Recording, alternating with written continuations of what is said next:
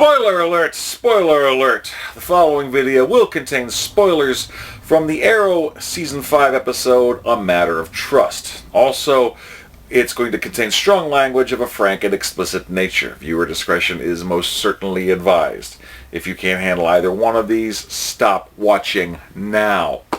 For everybody else here, many faces of Dave, darker than Damien, more savage than Vandal, and this is the Arrow Roast. You guys are just tuning in and never been here before, want to know why I'm doing what I'm doing, as well as what lines I will and will not cross, check out my video, Arrow Roast the Rules. And now, without further ado, let's do this. Oh my god. Okay, I found out on Twitter that apparently it was one of the lowest rated episodes ever as far as for ratings. I wasn't even able to watch it when it aired last night due to a late night work function, so I wasn't able to see it. I had to see it on demand. And it's just kind of funny considering that they had Cody Rhodes, you know, the on-again, off-again wrestling partner of Stephen Amell on the WWE, as guest starring in here as Derek Sampson. And even that wasn't enough to save it. I mean, for God's sake, WWE, when it was on Sci-Fi, it was the highest rated thing on there. It was a surefire grab for ratings, and they couldn't even do it right here. That says something. But, oh wait, it gets worse. Let me start at the beginning. Okay, so, we do incorporate the Arrow flashback thing into it for what's going on with John Diggle's life. We have yet to see John's family, except for Lila in there, but it's pretty much shown that John Jr. should be in there. But John is now in prison, in a military prison, ready to take the fall for all this crap that's going on. He turns out his cellmate is Floyd Lawton, aka Deadshot. You know, great, as if Arrow wasn't ripping enough things off from Batman. All the anger that John had about trying to kill his brother. John's the one that now killed his own brother. Lawton called him on his own BS here, and just, it was interesting, but John's pretty much defeated, and he's telling Lila, don't fight it, don't investigate it, because I don't want you hit and hurt. And he isn't even asking Oliver for help. Which I'll come back to that in the end of it here. But, meanwhile, in Star City, it looks like Overwatch is training the new Team Arrow to watch Green Arrow's techniques for finding bad guys, getting information from interrogation, and trying to track down the newest dealer for a drug called Stardust. Not what, not who, what, as opposed to Cody Rhodes breeding Stardust in real life. So that's the distinction. Anyway, so they find out that this stuff's on the street. That's a lot worse than Vertigo was. And it gets interesting because now they're getting some analysis on what the drug is, trying to find out what the shipment would be going down, but they're keeping tight-lipped. Wild Dog wants to go out and actually patrol because he thinks he has a good idea where it could be. Oliver's saying, no, I don't trust you, so we're just going to sit tight, get the analysis, then we'll do it the right way. Of course, to try to get brownie points, Wild Dog ends up wrangling up Evelyn, a.k.a., you know, the faux Black Canary. He still hasn't got a code name yet, I don't think. Into doing some recon. But when they find the place, they figure that recon is enough, so let's go ahead and start shutting it down. So, a big fight ensues, yada yada yada. Wild Dog about gets his ass handed to him. The chemicals end up getting it mixed up, and oh, look at this. A low-level drug dealer and thug in a dangerous city with mass vigilantes falls into a vat of chemicals, believed to have died, has distinct skin coloration change, and comes out more dangerous and more psychotic than ever. They made a faux fucking Joker. A Faux-ker, if you will. I don't know. You know, Casey Jones Faux, a.k.a. Casey Faux, a.k.a. Wild Dog isn't enough. Faux Black Canary, not good enough. No, now we've got a faux Joker. The Faux-ker, if you will. Apparently, you're trying to tell the critics to, you can go Faux-ker right in the pussy, but it didn't work out either, did it? No, it didn't. Now, apparently it's enhanced his strength and it made him immune to pain. Whether or not it actually gives him regenerative abilities probably has yet to be seen. But so now he comes out of the morgue. Oliver gets his ass handed to him. Meanwhile, back in the Arrow Cave, or Quiver as Harley Quinn would put it, Fei-Fei is extremely iffy about being around Rory Reagan, a.k.a. Ragman. Well, because, his hometown kind of got roasted on the biggest barbecue in that city. And she's feeling guilty, but she's not saying anything. Curtis is trying to nudge to try to get things going. But I gotta admit, Curtis is one of my favorite characters in the show. I mean, I've been waiting for Mr. Terrific to start appearing, but although I'm not crazy about certain things in it, he definitely had some moments here. Now, there are some things that made me question. One of the big ones had to be when Felicity said, look, it wouldn't be so bad if it wasn't the fact that he had a 7,000-year-old suit of rags that could come to life and choke the life out of me. Curtis's response, you must be great at parties. What kind of parties are you going to, Curtis? Oh my God. I mean, I don't remember seeing you at FetishCon, but I haven't been since 2012, so that could just be my bad. So, but oh my God, dude, this was just horrible. So she's dancing around that, and of course, Wild Dog gets his ass chewed out to him by Oliver because he said, I told you not to go in, and look at this. The DA actually was going to build a case, try to have him flip and try to get the thing, but now this guy's more dangerous and he's a metahuman, and they're not referring to him as any code name, they're just calling him Samson. So I guess that kind of makes some sense, but yeah, so he's selling Stardust and his code name is Samson. I don't know. It was kind of entertaining to see Arrow get his ass handed to him for a bit there. Meanwhile, there's flack going on from a lady reporter that's apparently breaking news that Oliver didn't know about, trying to get Lance as a deputy mayor. Thea reveals that she's the one that tried to make that choice. Oliver's like, no, what the hell are you doing? Thea tries to cover it up and say, look, I did this, and the reporter twists it Nancy Grace style, and it just gets bad. It starts backfiring. Thea's wanting to resign and everything, and, he's like, Speedy, no, we can't do this.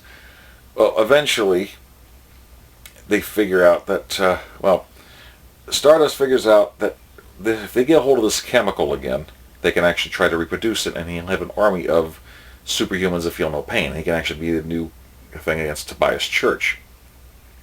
We also had, apparently, Felicity's boyfriend try to give him a hint about someone that's been moving and shaking and almost killed Tobias, and he's killing people that were in the anti-crime unit, so this is interesting. That was what Prometheus was apparently doing. So, but no one knows about Prometheus' name yet. Well, long story short, Fei-Fei does the whole speech that, he actually did, Wild Dog did find the drugs, and if you had trusted him, then maybe you actually could have done something.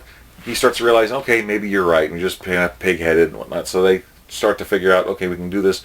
He's found a piece of technology that's able to synthesize the chemical and reproduce it, so now they're going to go after the thing to try to make more. Now it's time for the crew to suit up. Of course, Curtis kind of jumps on that, and I gotta admit, I am liking the way he puts the costume together for Mr. Terrific. The tee's looking decent. Now, there are a couple things. When Evelyn's talking to him about the jacket and the fair play, we get the hint that apparently he was inspired by Terry Sloan, a.k.a. Mr. Terrific, which that is true to the comics, and I was hoping they were going to honor that. But instead of a rich guy turned crime fighter, he was a wrestler whose motto was fair play, and that he was so good he didn't have to cheat, and that was Curtis's idol. Now, Ted Grant was in here as Wildcat a couple seasons ago. I liked that. It's an interesting twist, and I can kind of see what they're going, especially with all the wrestling stuff here.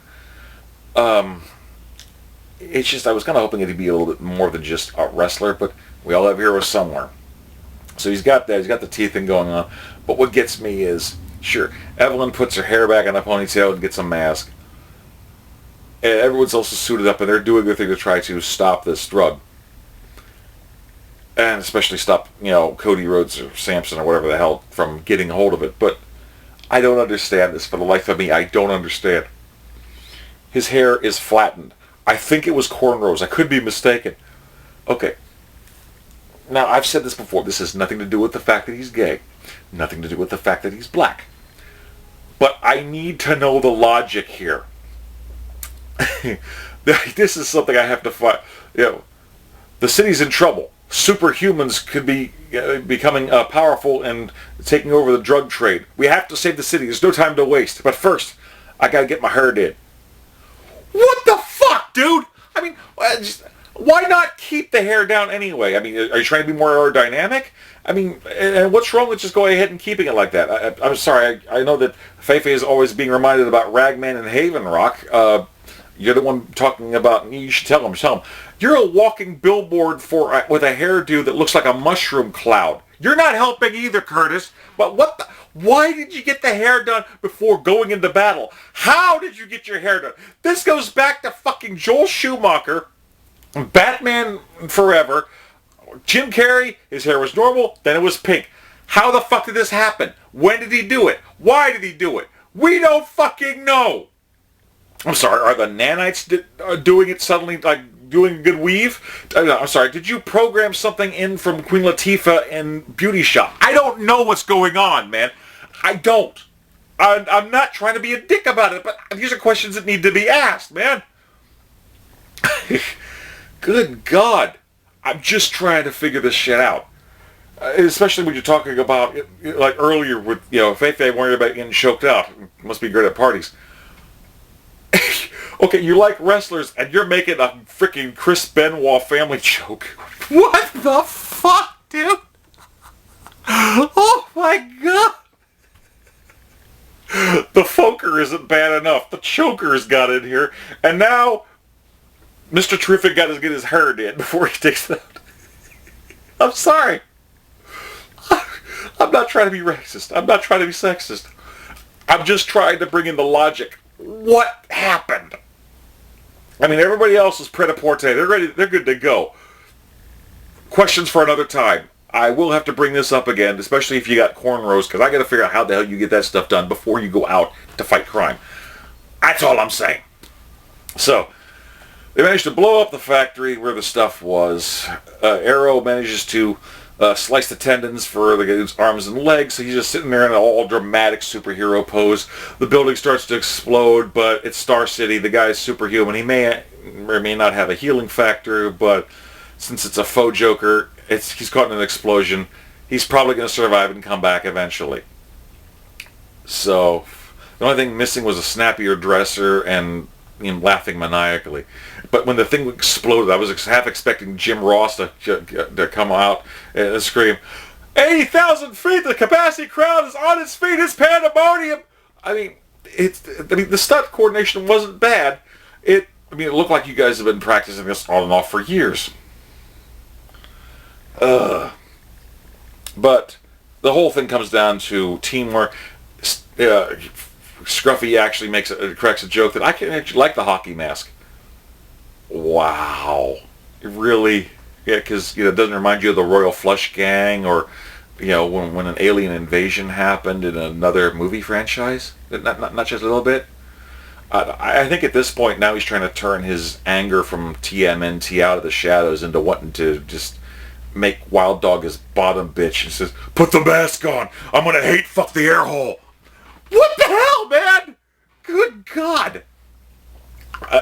I'm pretty sure that's going to be an outtake somewhere. I could be wrong, but that would be interesting. I'd love to hear that. So, it looks like the new team is formed, which at this point I'm not sure you might want to call the knockoffs. I don't know what's going on. But meanwhile, also in the mayor's office, Mayor Queen takes full responsibility. He says, I trust my team. They made a good decision, and he is bringing in Lance as deputy mayor. So that's going to be kind of heavy. Thea's not quitting.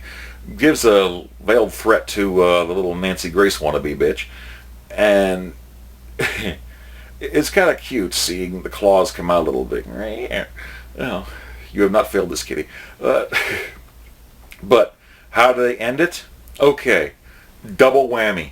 As Rory's walking home, Felicity stops and says, look, I've got to be honest with you. The missile that Damien Dark launched was heading toward Monument Point. I diverted it, so it took out thousands to save millions. Frozen face. And he just walked out. You know shit's coming, because I didn't see anything about Ragman in next week's episode, so that anger is going to build. I half expected the Rags to jump out and just start Chris Benoiting right there. I'm not even kidding. What? If Curtis can joke about choking people out being fun at parties, I can make Chris Benoit jokes. Fuck you. Oh, God. It was ridiculous. So he's just going to rat out, and Ollie's working on a bike. Lila comes in and says, look, Diggle's in prison, and he needs you to help bust him out. So the group's going to be coming to a head for that. It's just... The thing it got me was... Arrow has stolen enough from Batman. But making a faux fucking Joker that was chemically powered, sure, he was technically an enhanced human or metahuman that couldn't feel pain and stronger, and maybe he wasn't giggling maniacally like an idiot, but it was a faux fucking Joker for Star City as opposed to Arrow. And they just made him a fucking throwaway character. May or may not come back in the future. I mean, I'm sorry. There have been times when people have made the joke about Arrow being Batman light, but this episode, it has to be said. Making a faux fucking Joker, it's... If Arrow was riding on Batman's dick any harder, you can put lipstick on the show and call it Selena Kyle. I swear to God, I think it's just... the whole, like, Faux-ker right in the pussy thing, like I said, I think he was trying real hard. Are we sure Mark Guggenheim didn't graduate from Trump University? Seriously? You know, Trump Films? I don't know. I'm just curious. I'm asking hard-hitting questions here. Dude, I'm telling you, it's just fucking bonkers. It was an okay episode with some pretty decent action scenes. Not as good as the second episode, in my opinion. I mean, there were some interesting parts there. A lot of pyro. Yeah, I mean, I'm sure that there's, you know, people that love fireworks and wrestling that were, you know, grabbing things up by both hands and going for it, you know. But speaking of grabbing shit by both hands, looks like Arrow started rerunning earlier this week. Well, they've been rerunning for a while, but they got to a little past the mid-season point of season 4. Like right 1 or 2 episodes before Arrow's showing 11:59, you know, the episode where Laurel died, and then they start rerunning season 1 again. They cut right off before they have Laurel's death. For some reason, it's like Laurel's death in the show is a touchy subject, and it pisses people off, so they don't want to do that anymore and have them hating Arrow on 2 channels.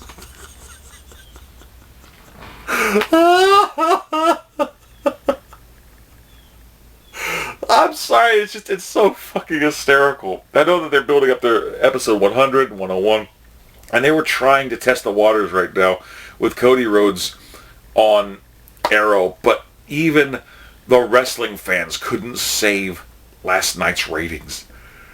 That is just kind of, especially not by making him a faux fucking Joker. Derek Sampson as some drugged up superhuman was maybe it was bad. I think it reminded me of an old Chuck Norris movie, Silent Rage, that reanimated like a psychopath and like an unstoppable killing machine. It was kind of like that, only more frenetic, and it could have been good.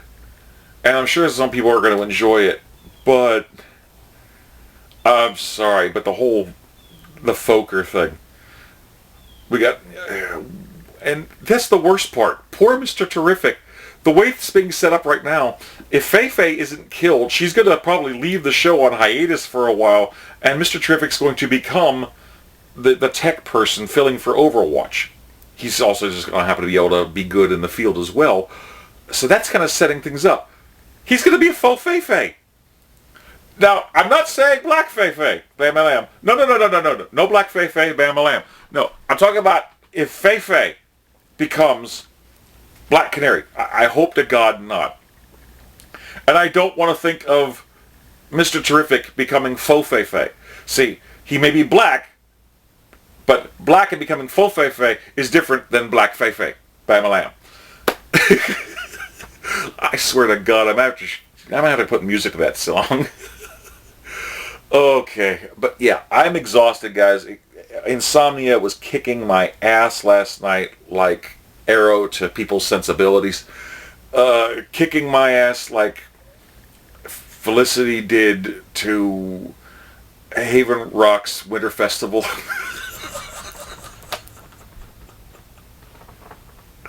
Oh, God, I was picking a fight. Well, I wasn't picking a fight, but a freaking Fei fan got on me on Twitter saying, yeah, wait a minute. Oliver and them have gone off, and they've stopped bombs before, but you're saying because they had a hand in it that they were responsible. Look, she admitted she directed the fucking bomb. Oliver has got blood on his hands. Not tens of thousands at once. Fei has a higher body count than Oliver. Deathstroke. Malcolm Merlin. She has a higher body count than Zoom. I want Fei held accountable, okay?